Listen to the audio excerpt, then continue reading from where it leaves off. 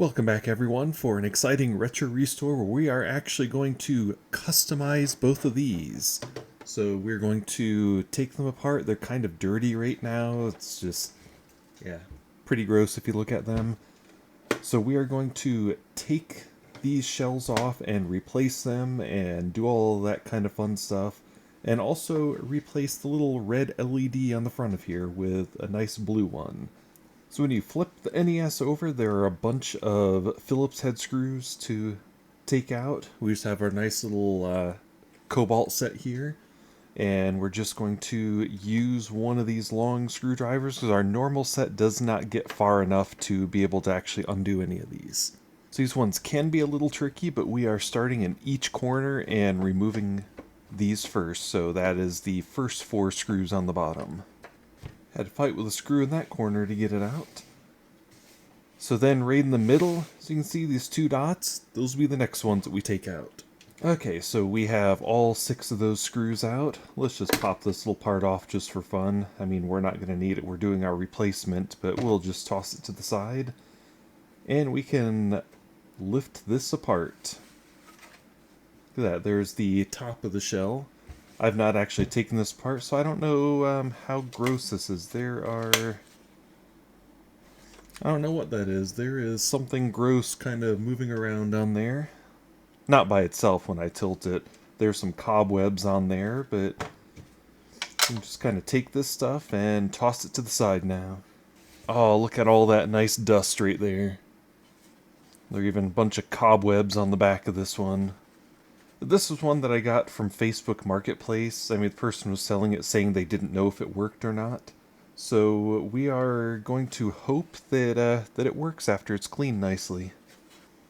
Luckily, tool-wise, this is an easy console, so we will stick with our Phillips screwdriver and we will remove this nice metal shield here. We'll start with the screws on this side. Then we'll go to these 2 screws right here in the back. The nice thing too about the NES is since we have been taking all these screws out, the ones from the bottom, the ones from the tray, they are all the exact same. So you don't have to worry about mixing them up and not knowing what to do. Then we will take out these screws right here in the front. And just to note, there are 3 screws on the front. There's one here, there's one right over here, and then there's, trying to watch in the camera while I do this, there's this one right here. I just know on this board they may have been kind of hard to see because of all this dust and dirt and these cobwebs and junk. So when we have all those screws off, then we can remove the shield.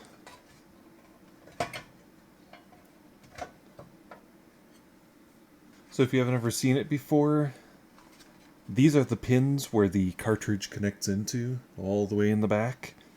And this is a little spring tray. Yeah, there's little springs on both sides on there. So it's just kind of cool how they have it where it works. 1980s technology is awesome. So we are going to remove this tray now. And there are 3 screws on each side for that tray. One thing to note is the middle screw on each one of these is actually different from all the other ones. So make sure you remember it's the middle one that's different and set it somewhere else. So then once we have all 6 of those removed from there, then we can slide this out. So it can fight a little bit, just kind of lift up a little bit. There might be some spots on the side that will pop up, and then you want to pull it, because it gets kind of stuck right here. So then the next step on here is, down here is where like all the power and audio and video are. There's a screw on each of these spots here. You want to remove those. And once again, all of the screws have still been this same type. So the only ones in the center of the tray that are different are just these 2. All the rest have been the exact same.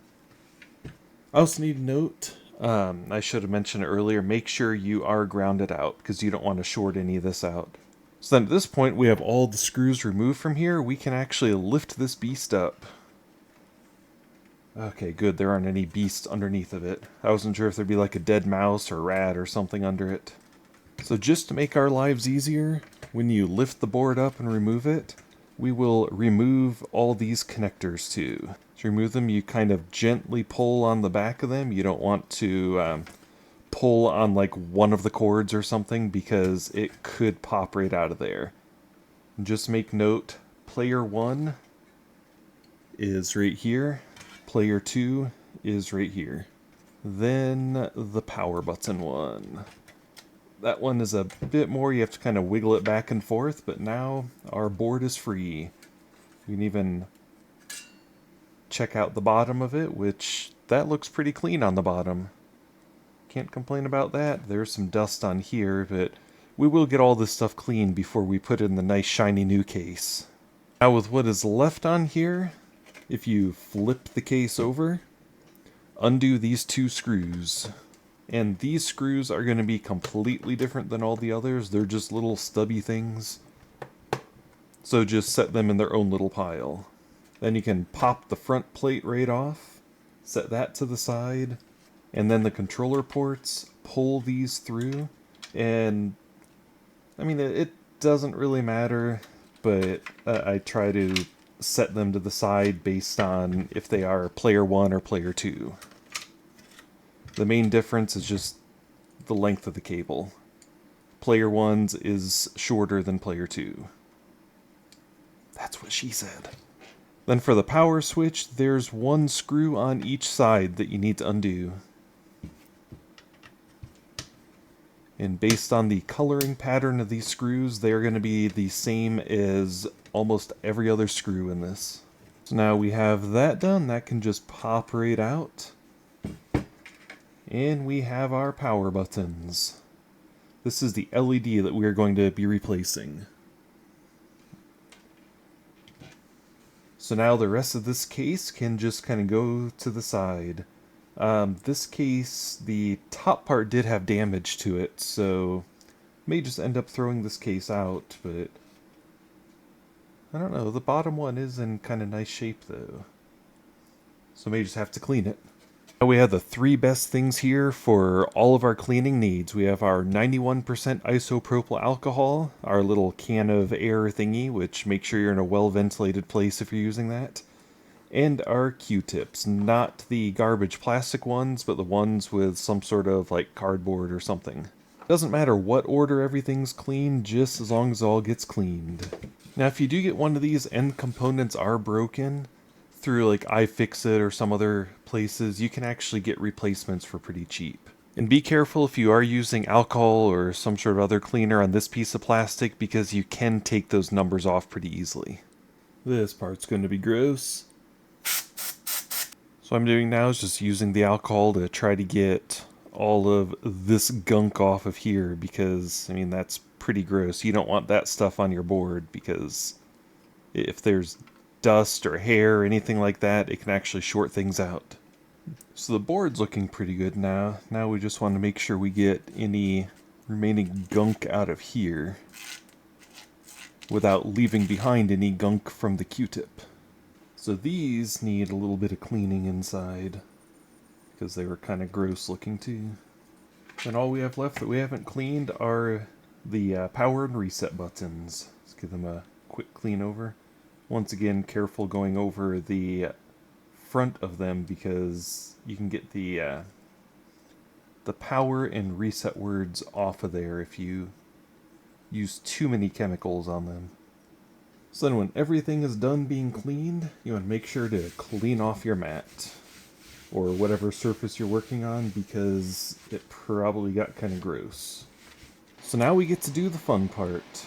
Make sure you have protective glasses on, because soldering is, yeah, it can be kind of dangerous.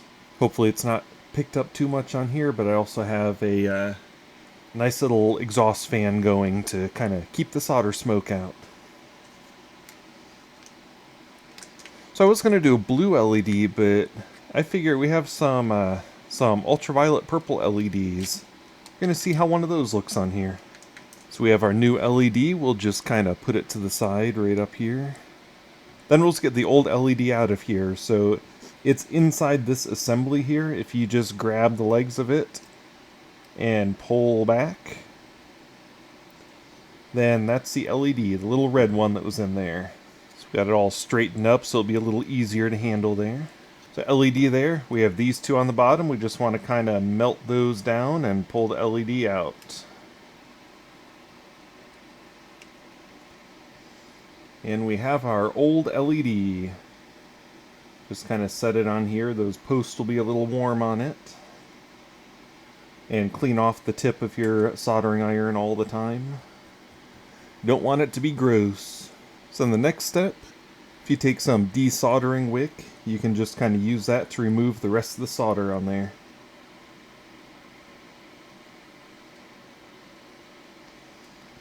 And it soaked that stuff right up.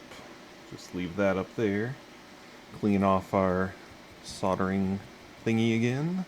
Then before we install the new one, we're just going to use a little bit of alcohol and get our mess cleaned up on here. Can't get the camera to focus that well on it, but we have our nice little 2 clean holes right there. There's a little arrow thing, and it's kind of pointing this direction. That just shows which way the current goes on there, meaning positive will go on this side, negative will go on this side. I hope the camera zoomed in well enough on that. What we'll do is we will grab our little ultraviolet LED here. And then the positive goes in the side at the start of the arrow and the negative at the side after the arrow. Then you will want to gently bend it into place to fit it inside the little diffuser. So we got a nice little bend in there. Then we just get that into our diffuser like that. And then do a little bend on the legs down here just to hold it in place for the soldering. Then you want to get your solder ready. I'm using a rosin core solder. It does have lead in it, so I mean if you're using a lead solder, it works at a lot lower of a temperature, but it can also put off kind of toxic and irritating fumes. So once again, make sure you're in a well-ventilated area if you're doing this. Then you just take your solder and get those 2 spots filled up. So I'm kind of new at the whole soldering thing, so yeah, don't follow exactly what I do with it because I might not be doing it correctly. Let me know in the comments if I am doing something wrong, but got the soldering points all set up on there. Things seem good with it, so we'll just clip off these extra metal pieces. Then after those are clipped off, you will want to wipe it down again with a little bit of alcohol. And when you look at it, just because how close those are, just make sure there is a little bit of a gap between both of those, which there is here. So we should be good for this. And now for the best part. Here is the top of our brand new case. And here is the bottom of it.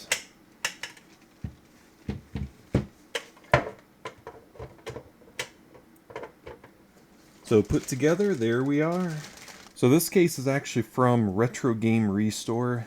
The company's in Taiwan, takes a little while to ship over here, but they make nice transparent cases for a lot of different consoles, including they have the Game Boy Macro ones where you can turn a DS Lite with broken hinges into pretty much a Game Boy Advance player. So if you check them out, I'll leave link in the description and all that because they're it's a pretty cool company. So for now we will put the top of the case to the side. Now before we put things back together, one side thing to note before I forget is there is a resistor here. It is at R5. That's actually the one if you want to make the LED light not as bright, then you can increase that resistor.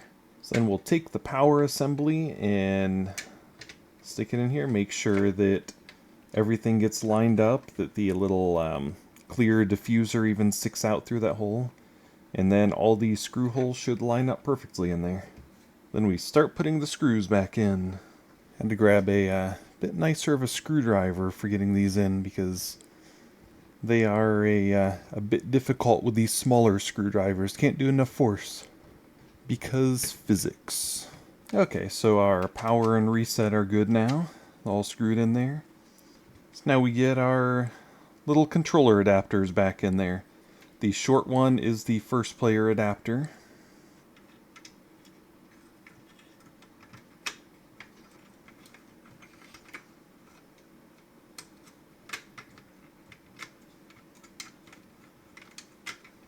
So you want those to look like that in the system.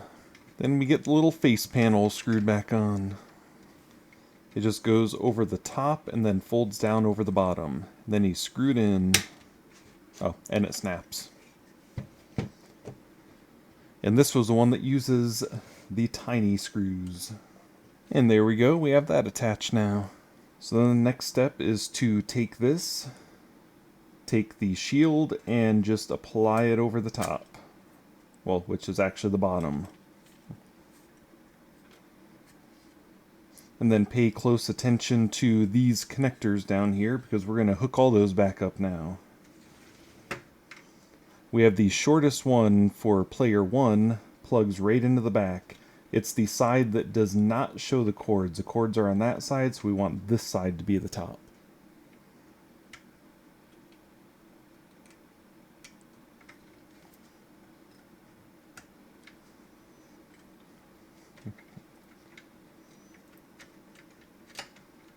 Then grab the cable for player 2 and do the same thing.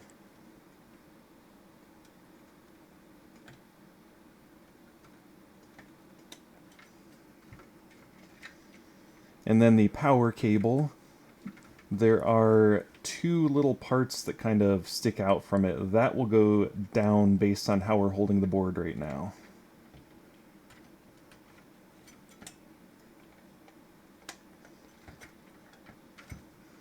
Then you want to make sure to set the board in here and also make sure that none of these cords are going over any screw holes. We actually have a cord right here going over the screw holes, so just kind of move it out of the way. There you go. Once everything's on there, there are these like little spikes, one right there, and one right there that will stick up through here.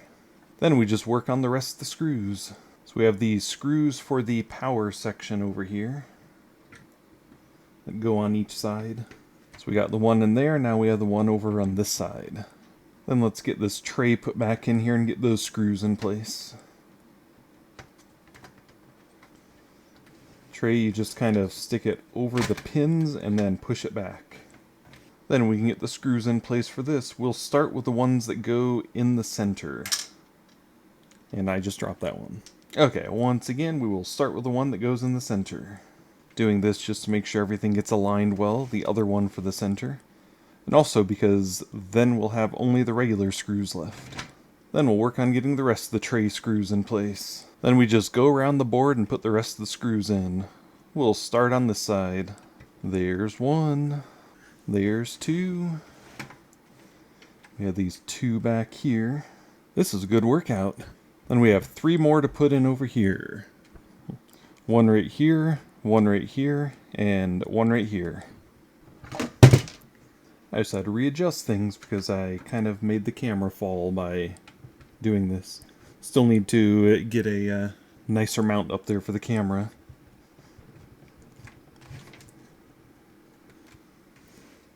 I got the microphone issues taken care of, so hopefully the sound quality is a little better. Other than still having to hear my voice. So we are in luck. There are 6 screws left, and the outer part takes 6 screws. So I think we got them all in here. You may have noticed I did not put the other shield on. That was actually for a reason. If you're normally reassembling it, you would put the shield over the top of all this. But we want to be able to see through the top. So now to get the bottom screws in here. I'm either being brave or stupid getting all these screws put back in before even testing it out to see if it works. Because this was a completely untested NES. I'm going to go more with I'm being stupid. Just 2 screws left. There we have it, our nice, shiny NES. We're just going to have to test it now. So if you want to check out the short where we customize this game, that will be up on the channel shortly. Or it may already be up on there. So we got the nice stickers on there. We will go ahead and put this in here and test it out.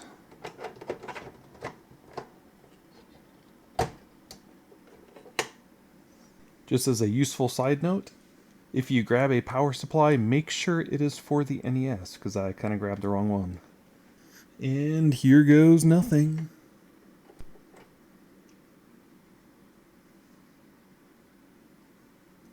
Well, there's something.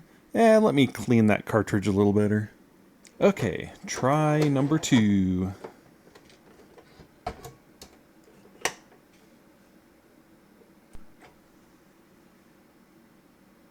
Hey, that looks a little better.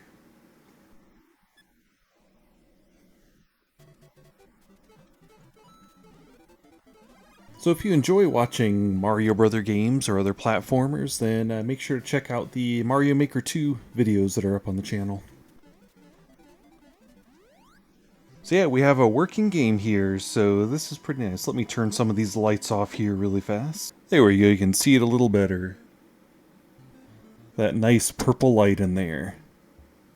It looks kind of blue from the... oh, I'm not even paying attention to the game. I should have paused it. So it looks kind of blue through the camera on the lens, but seeing it actually in person, it's like nice and purple colors. So I hope you enjoyed this and found it useful. Definitely be putting all the links in the description for all of the cool things that were in here. And yeah, if you notice the controller, kind of did a prototype. I was testing something out of making it so the Nintendo logo lit up on there. It's kind of fun. I finally got the right tools to make it work correctly, so I'll have to do it again and actually have it work right. So let me know in the comments what you want to see next, any type of weird retro thing going on, and yeah, I have plenty of stuff to mess around with here, or I can just pick something up off of Facebook Marketplace because people sell stuff pretty cheap on there. It's pretty nice. Well, make sure to subscribe if you haven't. Leave a thumbs up also if you haven't. Leave a comment. Let me know how much of a noob I am. If there are other ways that you do things, then let me know that too. Want to thank you for watching. Have a nice day.